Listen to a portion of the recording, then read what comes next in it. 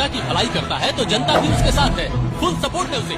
Limitations होती है, किसी की जान लेके मत करो ये सब काम। पता है इसका पेमेंट अभी चाहिए मेरे को। जय महाराष्ट्र, मी विजय माधव निकम, महाराष्ट्र नवनिर्माण कामगार सेना चिटणीस। आज आपण अंधेरी येथील MIDC आकृती ऑर्किडमध्ये आलोय। त्या मुलाचं नाव आहे नितीन, हा हिमाचलवरून आलाय। इथे नोटाईमरी म्हणून कंपनी ती मुलांना शिकवत कामाला लावते म्हणून सुमारे 2.5, 3, 5 लाख रुपये घेते।